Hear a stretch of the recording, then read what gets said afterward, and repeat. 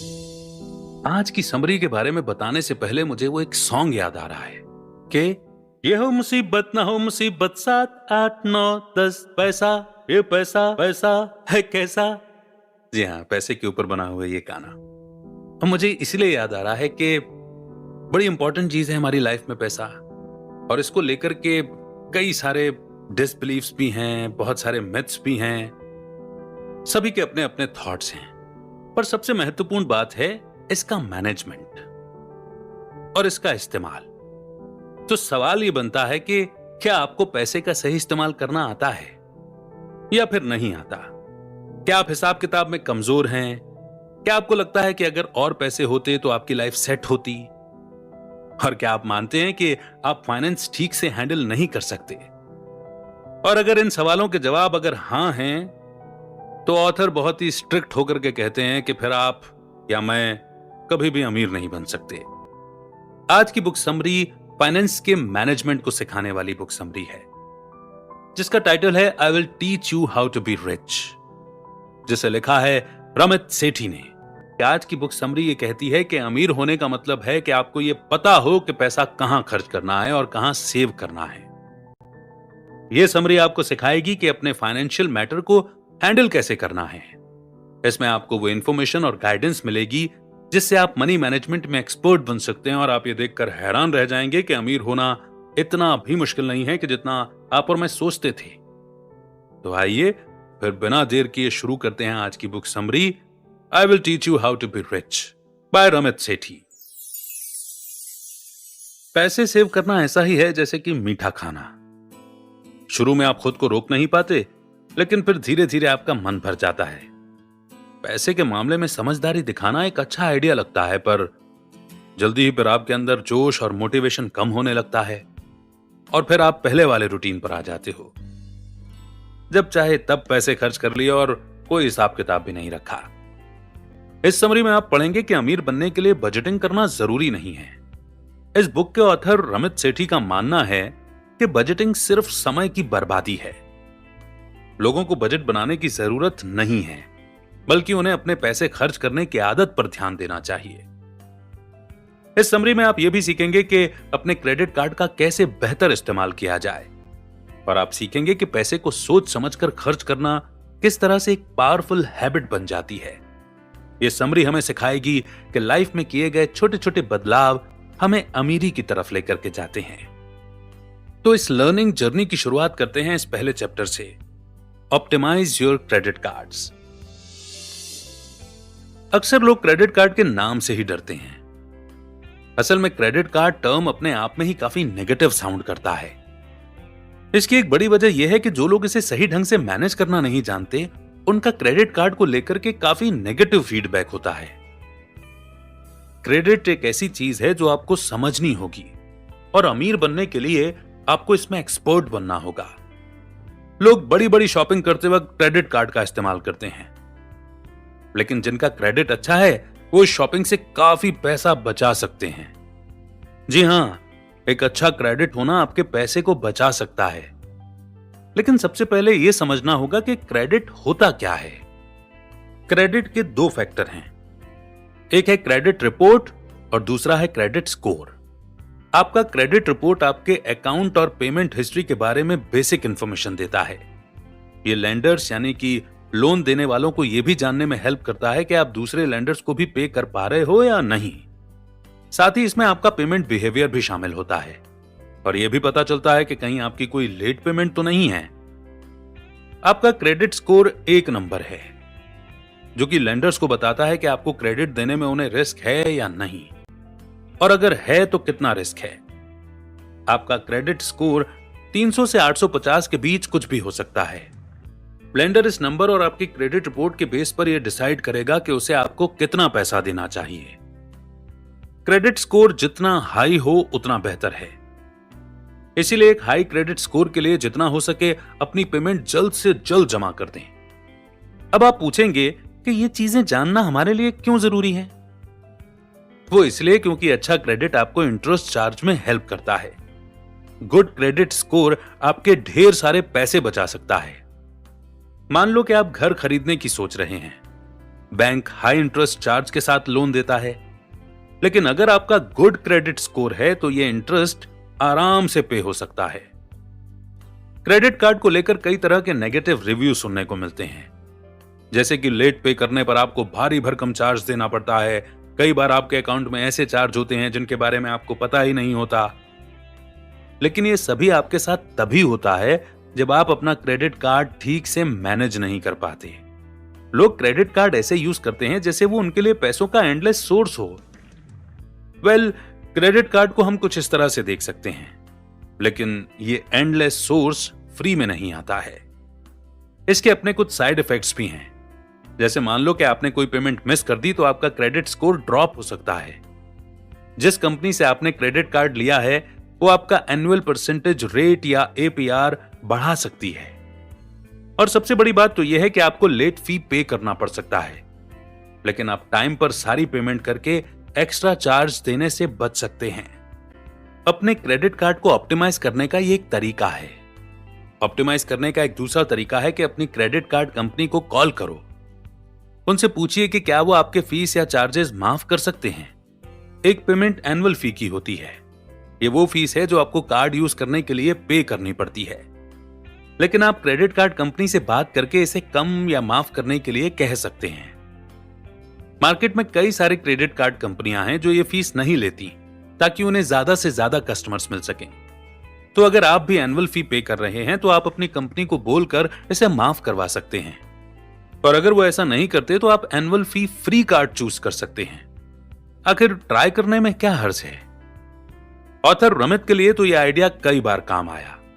Optimise करने का दूसरा तरीका है कि कोशिश कीजिए कि आप लोअर एपीआर पर नेगोशिएट कर सकें।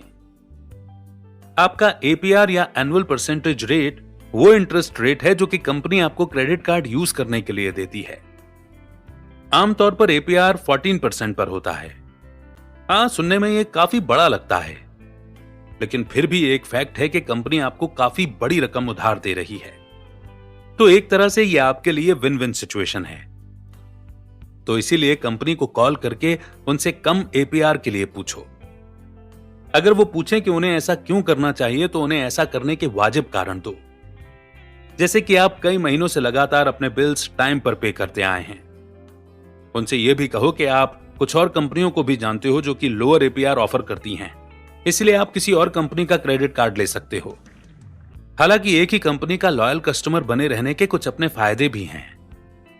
लेंडर्स अपनी लॉन्ग क्रेडिट हिस्ट्री एप्रिशिएट करेंगे। फिर से याद दिला दें कि लेंडर्स ये देखना चाहते हैं कि क्या आप भरोसे के लायक हैं या नहीं, क्या आप टाइम पर पेमेंट कर पाएंगे या नहीं। अपने क्रेडिट कार्ड को ऑप्टिमाइज करने के लिए लोअर फी और एपीआर के लालच में आने की जरूरत नहीं है। तो क्रेडिट कार्ड को ऑप्टिमाइज कैसे करें, इस जानकारी को समझने के बाद बढ़ते हैं हम नेक्स्ट चैप्टर की ओर, जो कि है beat the banks. Credit card की तरह बैंक भी उतने ही बॉसी होते हैं। अक्सर बैंक यंग लोगों का फायदा उठाने की कोशिश करती हैं। यंगस्टर्स को इंटरेस्ट रेट और फीस जैसे टॉपिक थोड़े डराते हैं, इसलिए वो बिना सवाल जवाब किए जो भी पे करना है पे कर देते हैं। लेकिन इस कॉन्सेप्ट को समझने के सिर दर्द को दूर किया जा सकता है। आप पूछेंगे क्यों और कैसे? तो इसका जवाब है online banking. Online banking bank के लिए एक अच्छा तरीका है कि वो अपने कस्टमर्स का इंटरेस्ट रेट बढ़ा सके। पैसे से जुड़ी हर सर्विस के लिए लोग बार बार बैंक जाना पसंद नहीं करते। इसके बजाय वो कोई सुविधाजनक तरीका ढूंढना चाहते हैं, और ऐसे में ऑनलाइन बैंकिंग एक अच्छा ऑप्शन नजर आता है। जो सेविंग आप ऑनलाइन बैंक में डालते हो वो बहुत ज्यादा बढ़ जाता है। ये वो फीस भी नहीं लेती जो नॉर्मली आपको कोई रियल बैंक चार्ज करती है। तो चलिए ऑनलाइन बैंक और फिजिकल बैंक के बीच इंटरेस्ट रेट को कंपेयर कर लेते हैं। अगर आप $1000 जमा करते हो तो दो अलग अलग बैंक के इंटरेस्ट रेट अलग अलग होंगे। ऑनलाइन बैंक्स अक्सर 3% रेट से स्टार्ट करते हैं। एक साल में आप उस इंटरेस्ट रेट से $30 कमा सकते हो। अब फिजिकल बैंक्स की बात करते हैं। ये बैंक्स आमतौर पर सिर्फ 0.5% इंटरेस्ट रेट देते हैं, यानी कि आपको $1000 पर हर साल केवल $5 मिलेगा। तो समझा आपने कि कितना फर्क है दोनों में। रमित ने अपना ऑनलाइन बैंक अकाउंट कैसे सेटअप किया? उन्होंने चेकिंग और सेविंग दोनों ऑनलाइन बैंक अकाउंट खोले थे। चेकिंग अकाउंट वो होता है जहां आप पैसे जमा कर सकते हो और निकाल सकते हो। इसके लिए आप एक डेबिट कार्ड या चेक का यूज कर सकते हैं। रमित की इनकम इसी चेकिंग अकाउंट में जाती है और फिर वो अपने पैसे बाकी के अकाउंट में ऑनलाइन ट्रांसफर कर देते हैं। बैंक हमें इंटरेस्ट रेट भी ऑफर करते हैं। जब आप अपने चेकिंग अकाउंट में पैसे जमा करते हो, सेविंग अकाउंट जैसा कि नाम से ही पता चलता है वो अकाउंट है जिसमें आप स्पेशल मौकों जैसे हॉलिडे और फेस्टिवल के लिए पैसे सेव करते हैं। पहले चेकिंग और सेविंग अकाउंट के बीच सिर्फ इंटरेस्ट का फर्क होता था। पहले सिर्फ सेविंग अकाउंट में इंटरेस्ट रेट होता था, चेकिंग अकाउंट में कुछ भी नहीं। लेकिन जैसा कि हमने बताया है कि अब कई बैंक दोनों अकाउंट पर इंटरेस्ट रेट ऑफर करते हैं, तो इन दोनों अकाउंट के बीच क्या वाकई में फर्क है? फर्क यह है कि आपको अपने चेकिंग अकाउंट से ही पैसे विथड्रॉ करने चाहिए। सेविंग अकाउंट को टच भी मत कीजिए, क्योंकि इसमें आपके पैसे सेव होते हैं। और आपको अपने अकाउंट कैसे सेट करने चाहिए, तो रमित हमें कुछ ऑप्शंस देते हैं। पहला वाला बेसिक ऑप्शन है, अपने लोकल बैंक में चेकिंग अकाउंट के साथ एक सेविंग अकाउंट भी खोल लो। बैंक से फीस के बारे में पूछो। अगर उस बैंक में एनुअल चार्ज वगैरह है तो किसी और बैंक में पता करो जहां ये सब चार्जेस ना हो। सेकंड ऑप्शन बेसिक ऑप्शन और स्मॉल ऑप्टिमाइजेशन का कॉम्बिनेशन है। किसी लोकल बैंक में एक नो फी चेकिंग अकाउंट खोल लो। उसके बाद कोई ऑनलाइन बैंक ढूंढो जो सेविंग अकाउंट पर हाई इंटरेस्ट रेट देता हो। इस तरह से आप जब चाहें तब इजीली अपने चेकिंग अकाउंट से पैसा निकाल पाएंगे और आपका पैसा इजीली ग्रो होता रहेगा। कैसे? सिंपल है, इसे अपने सेविंग अकाउंट में डालकर। थर्ड ऑप्शन है एडवांस्ड और फुल ऑप्टिमाइजेशन का कॉम्बिनेशन। इसके लिए अलग अलग बैंक में कई सारे चेकिंग अकाउंट खोल लो। यह इसलिए है ताकि डिसाइड किया जा सके कि कौन सा बैंक बेस्ट इंटरेस्ट और सर्विस प्रोवाइड करता है। रमित ने भी थर्ड ऑप्शन चूज किया था। उनका एक चेकिंग अकाउंट लोकल बैंक में है और दूसरा अकाउंट ऑनलाइन बैंक में। आप सेम यही चीज सेविंग अकाउंट के साथ भी कर सकते हैं। ऑप्शन आपको खुद चूज करने होंगे, जो आप अपनी फाइनेंशियल पोजीशन के हिसाब से डिसाइड कर सकते हैं। क्या आप एक बिना झंझट का अकाउंट चाहते हैं? तो फिर आपको फर्स्ट ऑप्शन चूज करना चाहिए। पर रमित कहते हैं कि अपने सामने लिमिटेड ऑप्शन मत रखो। क्यों ना सेकंड या थर्ड ऑप्शन ट्राई किया जाए? ये दोनों ऑप्शन गारंटी के साथ आपके पैसे ग्रो करने में हेल्प करेंगे। कोई भी बैंक चूज करते वक्त इन तीन चीजों का ध्यान रखना होगा: ट्रस्ट, कन्वीनियंस और फीचर्स। ट्रस्ट तब होता है जब बैंक आपसे कोई हिडन या छुपे हुए चार्जेस या फीस नहीं लेता। बड़े बैंक हमेशा अनलिमिटेड कस्टमर्स बनाने पर जोर देते हैं, इसलिए वो चुपके से आपके अकाउंट में से अपनी फीस काट लेते हैं। आप चाहें तो अपने दोस्तों से पता कर सकते हैं कि कौन सा बैंक भरोसे लायक है। एक और तरीका है कि बैंक की वेबसाइट पर जाकर देखें। अगर वो अपनी फीस को लेकर ट्रांसपेरेंट हैं तो समझ लीजिए कि उस पर ट्रस्ट किया जा सकता है।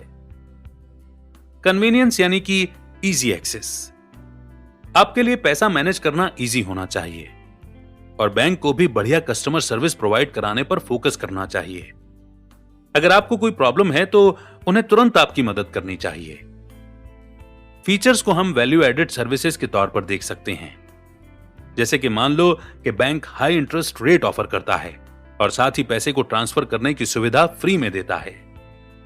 तो बैंक अकाउंट और इसके मैनेजमेंट को समझने के बाद बढ़ते हैं हम नेक्स्ट चैप्टर की ओर, जो कि है कॉन्शियस स्पेंडिंग। जब आप सोच समझकर खर्च करते हो तो इसका मतलब आप अपने पैसे की वर्थ को समझते हो। कितनी बार आपके साथ ऐसा हुआ कि ज्यादा खर्च करने के चक्कर में आपका बजट गड़बड़ा गया? रमित भी कई बार ऐसी सिचुएशन से गुजर चुके हैं। अपनी हर खरीदारी का एक ट्रैक रिकॉर्ड रखना कोई सॉल्यूशन नहीं है, बल्कि असल में यह तरीका जरा भी इफेक्टिव नहीं है। बात बजट की करें तो बजटिंग सिर्फ थ्योरी में अच्छी लगती है। प्रैक्टिकली अगर देखा जाए तो कोई भी एक एक पैसे के खर्चे का हिसाब नहीं रख सकता, क्योंकि यह बोरिंग भी है और थकाने वाला काम भी। लेकिन रमित के पास इसका एक सॉल्यूशन है। आप एक कॉन्शियस स्पेंडिंग प्लान क्रिएट कर सकते हैं। यह प्लान एक ऐसा तरीका है जिससे आप हर महीने पैसा भी खर्च कर पाएंगे और इन्वेस्टमेंट भी, और आपकी सेविंग भी होती रहेगी। आपकी लाइफ से अब वो टाइम जाने वाला है जब आप सोच सोच कर परेशान होते थे कि आखिर आपका पैसा गया तो गया कहां। कॉन्शियस स्पेंडिंग प्लान थ्रिफ्ट यानी कि कंजूस बनने पर फोकस करता है। आप शायद इस वर्ड को सुनकर के नाक भौं सिकोड़ लें, तो क्या आपको सस्ते में काम चलाना पड़ेगा? जी नहीं। थ्रिफ्ट यानी कि कंजूस होने और चीप होने में जमीन आसमान का फर्क है। थ्रिफ्ट होने का मतलब है सिर्फ उन्हीं चीजों पर खर्च करना जो कि आपको चाहिए। थ्रिफ्ट होने का मतलब यह नहीं है कि आप अपने खर्चों में कटौती कर लें, बल्कि यह हमें डिसाइड करने में हेल्प करता है कि हम केवल उन्हीं चीजों पर खर्च करें जो वाकई में हमारे लिए इंपॉर्टेंट हैं। लोग अक्सर थ्रिफ्टिंग को मुश्किल इसलिए समझते हैं क्योंकि वो डिसाइड नहीं कर पाते कि उनके लिए क्या इंपॉर्टेंट है और क्या नहीं। अब जैसे लीजा को ही ले लो, वो साल के करीब $5,000 तो जूतों पर खर्च करती है। यानी अगर मान के चलें कि एक जोड़ी जूते की कॉस्ट $300 है, तो उसके पास 15 जोड़ी जूते हैं। आप शायद सोच रहे होंगे कि ये तो कोई कंजूसी नहीं है, लेकिन हम कहते हैं कि बिल्कुल है। लीजा को अच्छी खासी सैलरी मिलती है। वो अपनी एक रूममेट के साथ एक छोटा सा फ्लैट शेयर करती हैं। उसके पास कोई होम में इस्तेमाल होने वाली मशीन या गैजेट भी नहीं है। और सबसे बड़ी बात तो यह है कि लीजा ने कई इन्वेस्टमेंट भी कर रखी हैं। हर महीने की शुरुआत में वो कुछ पैसे अलग से अपनी सेविंग और इन्वेस्टमेंट के लिए रख देती है। पर लीजा को जूतों का बड़ा शौक है। यह उसके लिए इंपॉर्टेंट शॉपिंग है। यही वजह है कि उसका खर्चा सिर्फ जूतों पर होता है। इसलिए वो बाकी चीजों पर कॉम्प्रोमाइज करती है ताकि वो मनपसंद जूते ले सके। कॉन्शियस स्पेंडिंग प्लान के 4 फैक्टर होते हैं: फिक्स्ड कॉस्ट, इन्वेस्टमेंट, सेविंग्स और guilt free spending money. Monthly fixed cost, ये वो चीजें हैं जिनके लिए आपको पे करना पड़ता है, जैसे एग्जाम्पल के लिए रेंट, रोजमर्रा की जरूरत का सामान और स्टूडेंट लोन। आपको अपनी इनकम से 50 से 60% इस फैक्टर में देना होगा। लेकिन आप ये फिगर आउट कैसे करेंगे? सबसे पहले तो आप अपने फिक्स्ड कॉस्ट की लिस्ट बना लो। ये उनमें से कुछ भी हो सकते हैं, जैसा कि हमने ऊपर बताए हैं। आप पब्लिक ट्रांसपोर्ट, ग्रोसरी और कपड़े वगैरह भी ऐड कर सकते हैं। अगर आप नहीं जानते कि किस चीज पर आप कितना खर्च करते हैं, तो थोड़ा पता लगाइए। पिछले 3 महीने के अपने क्रेडिट कार्ड स्टेटमेंट या शॉपिंग रिसिप्ट पर एक नजर डालिए, फिर सबको ऐड करके लिखिए। एक बार आपने ये कर लिया तो उसमें 15% just in case category add कर दो।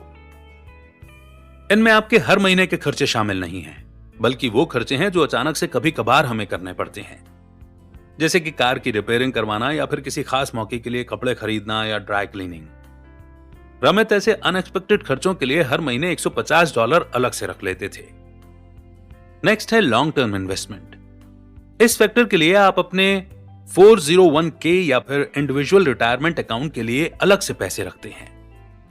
ये वो अकाउंट है जो आपका रिटायरमेंट या पेंशन फंड होल्ड करते हैं। जो अमाउंट आप इसमें डालेंगे आपकी सैलरी का 10% होना चाहिए। क्या आप अपनी सैलरी के 10% के हिस्से को लेकर श्योर नहीं हैं कि उसका क्या करना चाहिए? तो हम बताते हैं। ऑनलाइन आपको कई सारे इन्वेस्टमेंट कैलकुलेटर मिल जाएंगे, जिनसे आप पता लगा सकते हैं कि आपके पेंशन फंड में कंट्रीब्यूशन के हिसाब से आपको कितना रिटर्न मिलेगा। इससे आपको यह डिसाइड करने में हेल्प मिलेगी। नेक्स्ट है सेविंग गोल्स। यह फैक्टर किसी भी टाइप का गोल हो सकता है, चाहे उसे अचीव करने में कितना ही टाइम लगे। एक क्रिसमस गिफ्ट के लिए सेविंग करने जितना छोटा भी हो सकता है, या शादी के खर्चे के लिए, या फिर लॉन्ग टर्म गोल जैसे घर की EMI पे करने के लिए भी हो सकता है। यहां सीक्रेट बस एक ही है कि जितना जल्दी हो सके सेविंग स्टार्ट कर दो।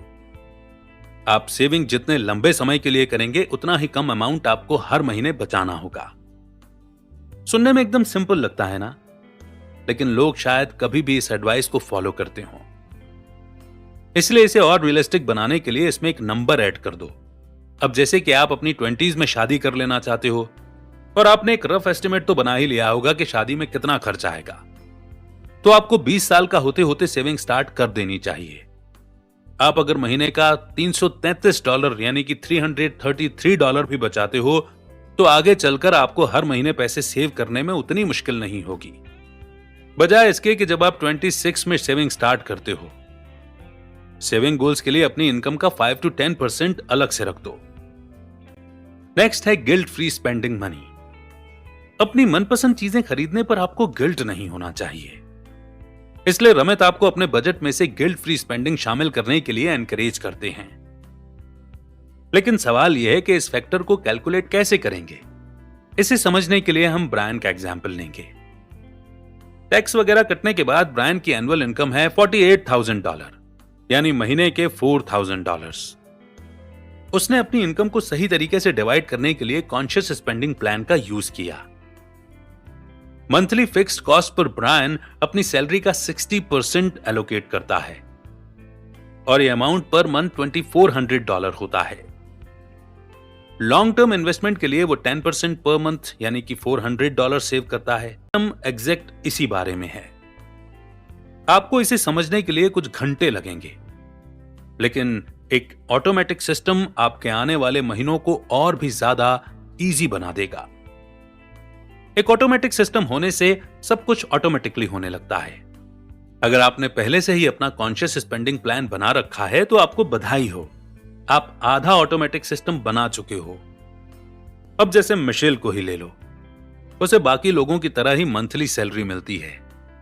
जिस कंपनी के लिए वो काम करती है, उस कंपनी की तरफ से ऑटोमेटिकली उसकी सैलरी का 5% कट कर उसके सेविंग अकाउंट यानी कि 401k में सेव हो जाता है। यानी हम कह सकते हैं कि उसकी कमाई का 5% इन्वेस्टमेंट अकाउंट में जा रहा है, बाकी पैसा उसके चेकिंग अकाउंट में चला जाता है। कुछ महीने पहले ही मिशेल ने अपना ऑनलाइन बैंक सेटिंग अरेंज किया था और अब उसकी सारी पेमेंट ऑटोमेटिक हो गई थी। उसके अकाउंट में से ऑटोमेटिकली 5% सैलरी उसके रिटायरमेंट अकाउंट में चली जाती है। ये 5% आगे चलकर के 2 पार्ट में डिवाइड होती है। 1% उसकी शादी के खर्चे के लिए और 4% घर के डाउन पेमेंट के लिए। मिशेल अपने बिल्स और सब्सक्रिप्शन पे करने के लिए क्रेडिट कार्ड का ऑटोमेटिक पेमेंट यूज करती है, जिसमें उसके इलेक्ट्रिसिटी बिल, नेटफ्लिक्स वगैरह शामिल हैं। कोई भी पेमेंट करने के फौरन बाद उसे एक क्रेडिट कार्ड स्टेटमेंट भी मिल जाता है, जिससे मिशेल को अपने खर्चों का हिसाब किताब रखने में आसानी होती है। इसका एक फायदा यह भी है कि उसे पता चल जाता है कि कहीं वो अपने फिक्स्ड कॉस्ट से ज्यादा खर्च तो नहीं कर रही। वैसे ज्यादातर मिशेल अपने खर्चों को कंट्रोल में रखती है। वो इसलिए क्योंकि उसे अब अपने कॉन्शियस स्पेंडिंग प्लान की आदत पड़ चुकी है।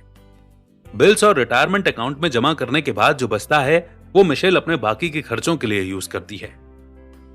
उसे बाहर खाने और कपड़े खरीदने का शौक है तो वो अपने शौक भी पूरे कर लेती है, लेकिन वो जितना हो सके उतना लिमिट से चलती है।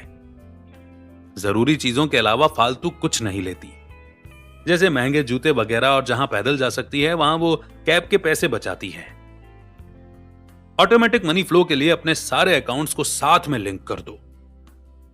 हर चेकिंग के लिए एक चार्ट बनाओ। सेविंग, क्रेडिट कार्ड और इन्वेस्टमेंट जो भी आपके पास हैं, इससे आपको हर सिंगल परचेज का हिसाब रखने में आसानी होगी। अपने चेकिंग अकाउंट को अपने क्रेडिट कार्ड अकाउंट से लिंक कर दो। ऑटोमेटिक ट्रांसफर सेट कर दो ताकि जब आपको जरूरत पड़े आप अपने बिल्स पे कर सकें। साथ ही अपने चेकिंग अकाउंट को भी सेविंग अकाउंट से लिंक कर दो। जाहिर है कि आपकी सैलरी का 5% वही सेव होगा जिसके लिए आप सेव करना चाहते हो। तो बहुत ही लाइटर नोट पर और बहुत ही इजी वे में अपने फाइनेंसेस को प्लान करने के लिए कमाल के नुस्खे बताती ये बुक समरी